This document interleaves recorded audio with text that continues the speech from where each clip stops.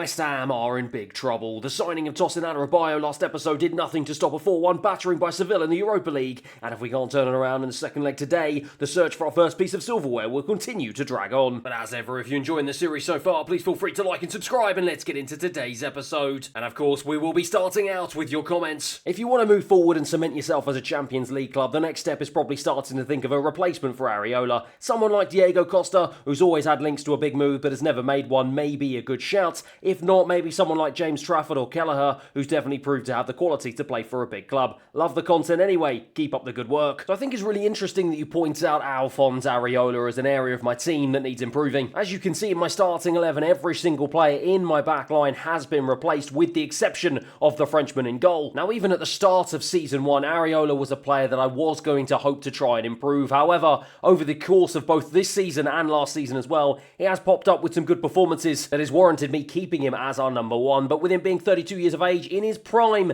and only being 81 rated and unlikely to improve any further, and with a 70 rated Nathan Trott in reserve, who at 26 years of age and his contract expiring in 3 months, unlikely to provide any stiff competition for the Frenchman moving forward. I think when the summer transfer window reopens, it's certainly an area of the pitch that I'm going to look to improve and potentially be my number one priority. Looking at this man, Diego Costa, it would be an absolute steal if I was able to bring him to the club. With him being 86 rated and only 25 years of age, not even entering his prime of his career, he would be a fantastic addition between the sticks. Of that, I am absolutely certain. However, when looking at his profile and getting a scout report in more detail, it seems like Lazio are the team that have managed to snap up his services before I have, and he will join them in the summer, ruling out a move to West Ham United. Now, Trafford is a really interesting shout and someone who several of you have actually recommended to me. With him being 22 years of age and obviously being homegrown, he certainly would be one for the future, but at 75 rated, it would be a big ask for the young man to come in and replace Areola between the sticks when he's not at the same level and doesn't have the same experience as the Frenchman, being 10 years his junior. As for Kelleher though, with him having experience playing at the highest level in one of the biggest teams in the entire world with Liverpool, I'm sure he will be eager to step out of the shadow of the Brazilian Alisson and hopefully get his chance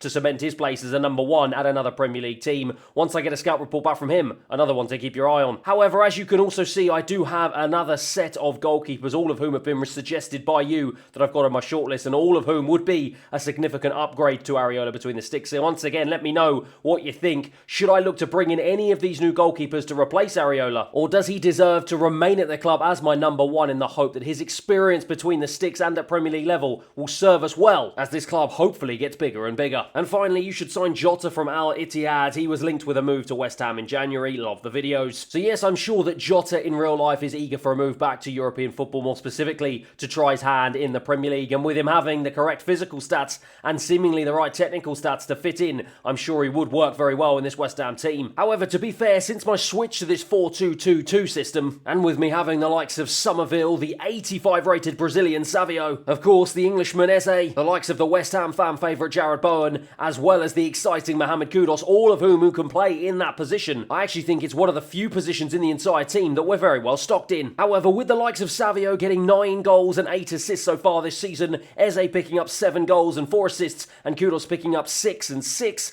I'm sure some of the big teams are more than likely going to be sniffing around for the signatures of some of my star players. So who knows, come the summer, it may well be a position and a player that is worth keeping my eye on. However, for now though, I've got 2 big things to keep an eye on this episode, and the first of which being my fight for Champions League qualification this season. As you can see, I sit in 3rd place currently, with my arch rival Spurs breathing down my neck just 1 point behind me, and so that is why it is going to be the North London club whom are going to be welcoming to the London Stadium for our very first game of this episode. And bearing in mind I've got a huge midweek game against Seville that I've got to pay attention to, I have made a couple of enforced changes to my starting 11. Areola keeps his place in goal, as is Van Ewig on the right. Diamande is partnered by Mavropanos at the back, with Emerson coming in at left back. Dewsbury Hall and Soucek start in midfield. Somerville and Eze starts up front behind the likes of Gyökeres and Jared Bowen. Here we go then, a huge game here at the London Stadium, and a game that if we can get 3 points from, we're going to really cement ourselves at the top end of the Premier League table. But Udogie with a bit of a bad challenge at the beginning of the game, and he's a very lucky man not to pick up a card early on here. Yeah, look at that for a challenge. It's an absolutely horrendous one.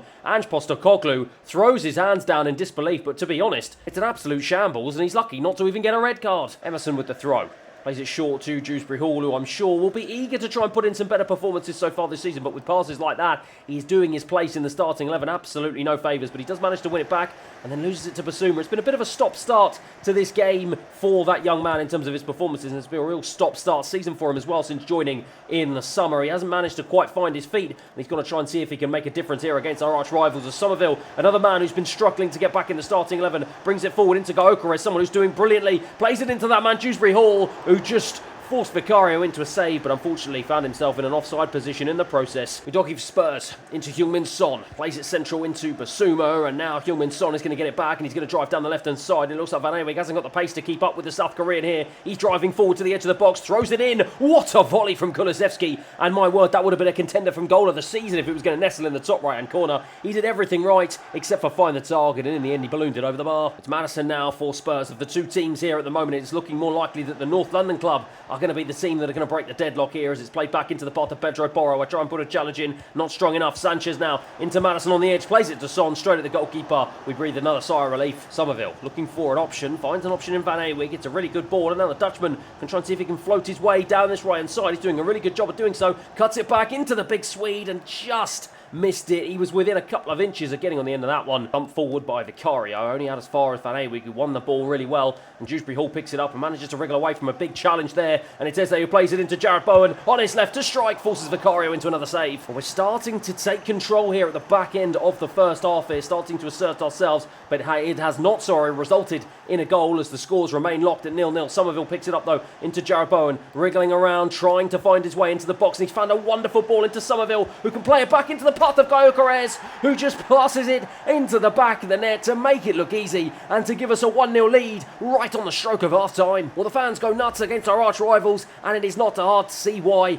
Jarrod Bowen, lovely footwork to find his way into Somerville, who just passed it right back into the path of Gaokere, who from that angle and that distance was not going to miss from there, through a crowd of bodies to give us a 1-0 lead. A huge goal for the big Swede and a huge goal for West Ham. The Mavropanos to bring this one out of defence at the very beginning of the second half. Who knows what went on in the Spurs dressing room and what sort of talking down Ange Postecoglou did to the rest of his players. After a pretty solid start to the first half, they really struggled towards the back end, and they're trying to see if they can start this second half off just as they did the first, but unfortunately for them, they weren't able to find the right ball, and now Eze couldn't find the right ball into Gaokere either, but Jarrod Bowen's managed to keep hold of it, plays it right over the top into Emerson. Really nicely done. The Italian has taken it down with ease. Eze now has it into Dewsbury Hall on his right, deflected corner. Really nicely done, really well worked there from West Ham United. We were unfortunate not to be able to get a proper shot away, but Jarrod Bowen flows it back into the box here. Was looking for the big Swede, couldn't quite find him, and in the end I couldn't find the rebound anyway, and it looks like João Cancelo, the former Manchester City man, is now applying his trade for Spurs, and he releases. Surely he's going to release a ball. He took too long. That is very unlike the Portuguese. You would expect someone like him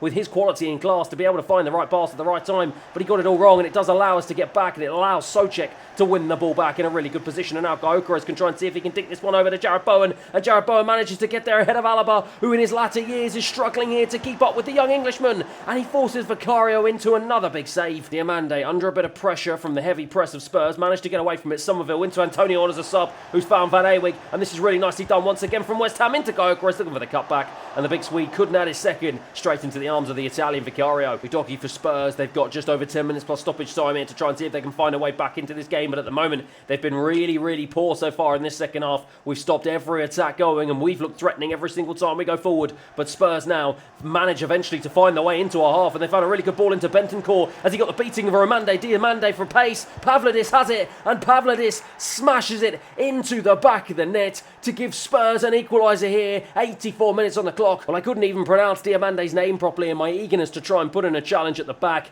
but neither he nor I got anything right, and frustratingly we conceded a really pivotal moment in the game, 1-1. And all of that hard work in the first half and the majority of the second seems like it's been undone here, but we do have a free kick in a dangerous position that Van Eyck's going to take, and he's going to float it to the edge of the box. Doesn't really go anywhere though, but Diamande will pick up the loose ball, and I thought Eze was going to be able to get there ahead of Kulusevski, but didn't manage to. Vicario is trying to see if he can clear his lines. In the end, it's out to Van der Ven, who took it away from Antonio, who's trying to chase him down, and eventually manages to feed it into Kulusevski. And Spurs now, of the two teams, are the ones that are in my half and looking more likely to score here. Pavlidis plays it forward, and the Spurs players and fans alike will be furious that the referee decided to call time on this game. Well, fortunately enough for me, I kind of breathed a sigh of relief at the end, because of the two teams, it looked like Spurs were in the ascendancy and they were the ones that were going to go ahead and turn the game on its head. Victor Gyökeres looks to the skies, he can't quite believe it, and neither can I, as we've blown 3 points as it finishes here. West Ham 1, Spurs 1. Well, it's a tough result to take, as I thought we were the better of the two teams, but I guess in the grand scheme of things, a draw is better than a loss as we keep our place in third, 1 point ahead of our arch rivals. But worryingly for me, this squad have bigger things to deal with, as after getting absolutely thumped 4-1 by Seville in the round of 16 first leg in Spain, we are going to take the Spanish Giants back to England, more specifically to the London Stadium, to see if we can arrest this poor form, turn the tie on its head, and claim our spot in the next round of the Europa League. And hopefully we can get rid of this Spanish curse that seems to have plagued us so far in this cup competition. We got knocked out in the same spot in the competition last season by Real Sociedad. Are Seville going to be the team to do the exact same thing for us here this season? Let's find out. And for such a big game, it is a return to my strongest starting 11, and that means Areola in goal, Van Eyck, Diamande, Hanko and Tierney at the back, James Ward-Prowse, Alvarez in midfield, Kudus and Savio play behind Gyökeres and Bowen up front. So it's O'Reilly to kick things off again, the man who absolutely terrorised my defence and got on the goal scoring sheets last game, and he starts off really nicely with some nice interchanging passes in the middle of the park. Evan Nilsson now to pick it up, tries to thread it through, but Diamande read that one well, and now he can bring it away to the big sweet Gyökeres, who's looking for the overlap and run of Savio, and he manages to find him. Another big Brazilian can try and see if he can make it for pace here to try and get away from Marcao. Doesn't manage to, but oh my word, the goalkeeper playing with fire there, just about managed to clear his lines before my attacking players got to him. Savio has it once again already, very involved so far in this game as Gyökeres is looking for a run here, but he can't quite find one. He does eventually manage to find a ball into Savio, who's found a wonderful ball into Jarrod Bowen on his right, on his left, sorry. Oh, he took it all wrong, and in the end the defence just about managed to clear it off Kudus, but that's a huge chance, and one that I thought Jarrod Bowen was going to be able to take on his right. But in the end, he didn't get it right, and it remains 0-0. Pedrosa, lovely ball into Guendouzi. Back out to a Campos on the left-hand side. Seville still playing some really nice football here, but David Hanko with the wherewithal to take that ball under control and to hack it clear. But in the end, Savio didn't manage to get there ahead of the right back, and he's played back in. Hanko, though, once again in the right place at the right time. Good defending from the young man, and now Jarrod Bowen can try and see if he can wait for a pass here, and he does find a pass to Van Eyck. Van Eyck has options up ahead of him. Can he find the ball into Kudus? Has he stayed on side? Yes, he has. Kudus keeps hold of the ball, looking for the cutback, manages to find the cutback into Van Eyck. Van Eyck looking for the big Swede, doesn't find him. Goes off for a West Ham corner. James Ward-Prowse is very much in a hurry to take this one. He's going to try and see if he can float this right into the penalty spot, looking for Jarrod Bowen with a head. It's a good head, but not good enough. Straight into the arms of the goalkeeper. A doozy for Seville. Into a Campos, lovely footwork to get away from a couple of challenges, and that is even better footwork to play it into the path than Matt O'Reilly. Out to Pedrosa on the left-hand side. Seville looking to put this game to bed, and what a goal in the first half would do for their chances here, as Alvarez is bundled over by Guendouzi. Real ding-dong battle between the two of them. Van Eyck wins it back, tries to clear his lines, doesn't clear it very far, and Guendouzi picks up the ball yet again. O'Reilly into the box, looks for the cutback, finds the cutback into Januzaj, and Areola with a big save. But it looks like we are faced with bigger problems, as deep into stoppage time here has Hanko, my new centre-back, gone and given away a penalty. Yes, he has, and we can have absolutely no complaints about that one. He got the challenge and the timing all wrong, and it's now in the second and third minute, I should say, of stoppage time in the first half. It's time for Campos to step up here. He does step up, sends it straight down the pipe, and Seville have now taken a 5-1 lead on aggregate here. Brilliant penalty, absolutely no stopping that. Areola had no chance whatsoever, and Seville, have they gone and put this tie to bed? Well, we have an absolute mountain to climb here at the beginning of the second half. We are 4 goals down on aggregate. It's 5-1, and we are going to be praying for a miracle here at the London Stadium. Into Kudus. Kudus looking for a run. He's waiting for a run. Eventually, he does manage to find one in Van Eyck. And now the Dutch right back can try and see if he can play his way forward here. Plays it across the box, looking for a ball into Savio. In the end, not strong enough, and that has pretty much been the story of the two legs so far. And unfortunately, this 4-2-2-2 formation just isn't cutting it at the moment. I need to throw the kitchen sink at this game in the hope that we can somehow find a way back into it. I'm going to have to sacrifice my 2 fullbacks. It means that Eze is going to be coming on, and I'm going to have every single attacking player that I've got at my disposal at the club fighting to try and see if we can get a goal. But of the two teams at the moment, it looks like Seville are the ones that are more likely to get the goal, as they're just playing their way around my defence with ease here, as O'Reilly goes up against Alvarez and gets a corner for his troubles. But there's just something about Spanish opposition at this time in the competition that we just cannot seem to quite get our heads around here. Once again, we continue to struggle and we are not reflecting our performances in the Premier League in Europe here as Guendouzi lines up a strike, forces Areola into a save, another Seville corner. Well, with 20 minutes on the clock here, we are staring down the barrel of the gun, and surely now we're just looking at a consolation goal, but every single time I try and get the ball clear, I can't get it out of my penalty area. Lubacchio has it into Alvarez. Eventually we do manage to get it clear, and now Gyökeres can bring it forward. But where are my attacking players? Where are all these players? Savio has it down the left-hand side, but it's just taking so long for everyone to get forward. Eventually Gyökeres, the big Swede, has the chance to drive into the box here. Has he got options? He does. Tries to find a ball into James Ward-Prowse, but it's blocked off. Brilliant defending once again from the Spanish club. Into Jarrod Bowen. Jarrod Bowen into Gyökeres. Round the corner into Kudus. Really nicely done. Kudus into the box here. Looking for the cutback option. Finds it into Eze, who just drags his shot against the defender. Gyökeres is bundled off of it. And once again, Seville managed to clear their lines. Ocampos now has it into Evan Nilsson. Seville looking to put the cherry on the icing on the cake here as they throw it into the box. And they do just that with Matt O'Reilly. My word, it is 2-0. It is 6-1 on aggregate. And Seville have absolutely battered us from pillar to post. An incisive counter-attack, and that is the risk that we play with only having three at the back and getting rid of both of my fullbacks. But it was a risk that was worth taking, and clearly it has not panned out. Matt O'Reilly, who absolutely lit up the first leg, seemingly has done the same thing here today, getting on the score sheet once again. 2-0, 6-1 on aggregate. And that turned out to be the last attack of the game. Thankfully for us, to be completely honest, to put us out of our misery. We look down at the ground as that man, Matt O'Reilly, has put us to the sword once again. Full time here at the London Stadium, it finishes 2-0, 6-1 to Seville on aggregate. Well, for the second time running, we're knocked out of this stage of the competition by Spanish opposition. And suddenly, from everything looking rosy at the club, my status with the board has fallen through the floor. It was a cup competition that they were expecting us to win, and not even being able to get out of the round of 16 is a real disappointment. And now it heaps absolutely massive pressure on me, not only to secure a Champions League spot in the Premier League, but also go all the way in the FA Cup. Unfortunately enough, Jarrod Bowen is on hand to spare my blushes as a late 84th minute goal from him secures our spot in the semi-finals. We beat West Brom. But in a draw that has pitted us against Manchester City, we are going to be up against it if we want to secure our spot in the FA Cup final. Unfortunately enough, our Premier League hopes continue to thrive. This time, it's a 3-1 win away from home against Crystal Palace. We draw 1-1 at home against Manchester United in our next game, but then frustratingly have to succumb to a 2-0 away loss to Newcastle. Fortunately enough, though, that was just a blip as we return back to winning ways against our arch-rivals Chelsea away from home, with Jarrod Bowen getting on the score sheet twice, early doors and late on, to give us a 2-1 away victory. And whilst we may have slipped down to 4th place in the Premier League, being overtaken by our arch-rivals Spurs, now behind them by 1 point, we've got a 10-point gap to Arsenal in 5th, and I'm feeling confident with just 6 games remaining, we are going to be able to secure Champions League qualification in the Premier League this season. And so that means it is time for us to turn our attention to our biggest game of the season so far, a chance for us to seek retribution against the team that beat us in the League Cup final last season. That is right, it is Manchester City against West Ham United at Wembley for the FA Cup semi-final. So here we go then, 2 big teams with a real point to prove, us in our search for our first piece of silverware in this career mode. We go into this game as huge underdogs against the reigning Premier League champions.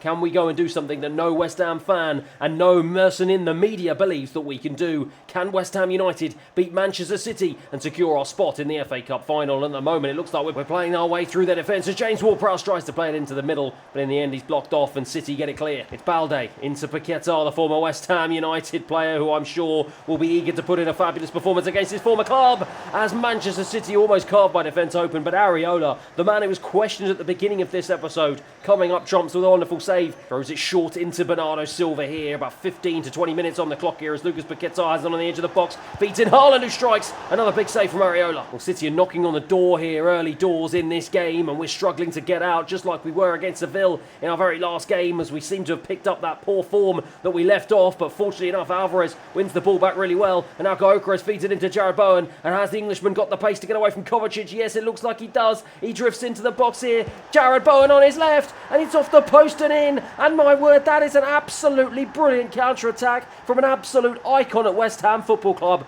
Jarrod Bowen gives us the lead at Wembley. It's brilliant play, having 2 strikers up front, they link together once again, and it's proved to be an inspired decision. Gyökeres laid on a plate for Jarrod Bowen, and he still had so much to do, but he had the pace to get away from Kovacic, drove into the box, and smashed it in with his left foot. 1-0. Walker with the throw.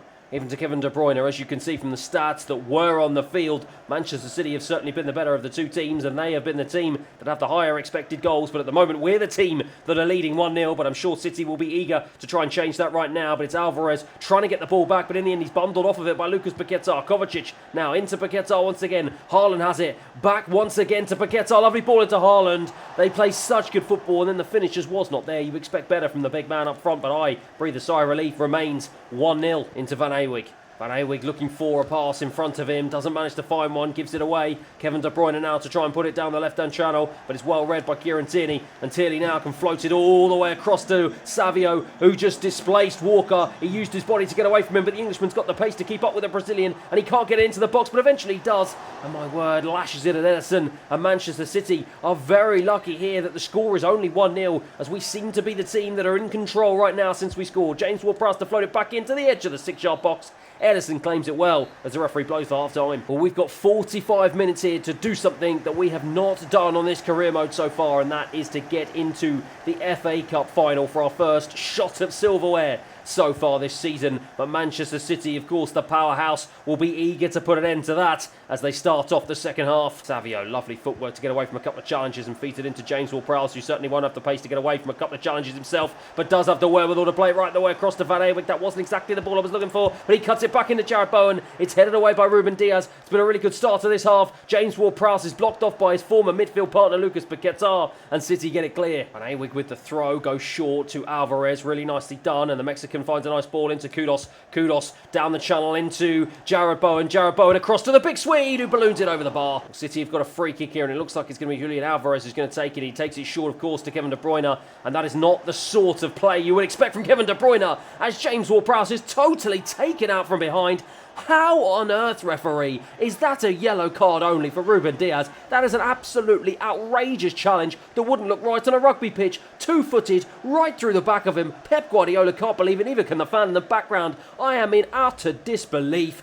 How on earth has Ruben Diaz got away with that one? Alvarez now for City, out to the left-hand side to Jack Grealish on as a substitute. Diamande read it well, and he's under a bit of pressure here, but he's wriggled away really nicely from it, and he found a nice ball out to Somerville on the right-hand side, who's going to play it down the channel into Van Ewijk, who's been all up and down that right flank, as Jarrod Bowen now has the chance to strike on his left, does, forces Ederson into a smart save. Ruben Diaz for City, of course, very lucky to still be on the pitch here, as John Stones, my word, what was the Englishman doing? Completely lost his footing, and he's given it away to Gyökeres with the chance to finish. He doesn't take it.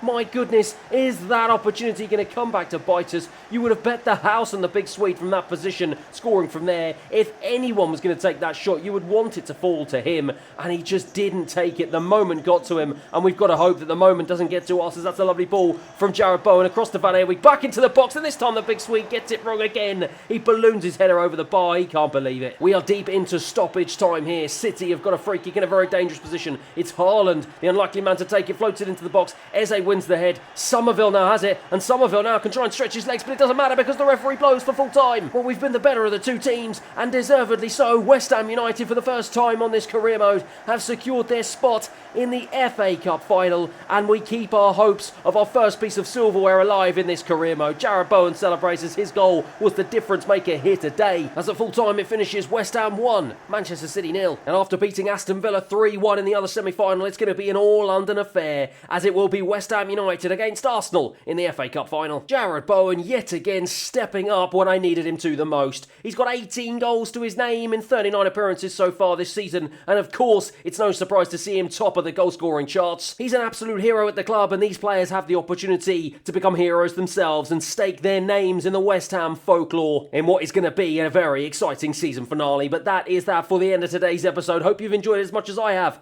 Thanks for watching. I'll see you again next time.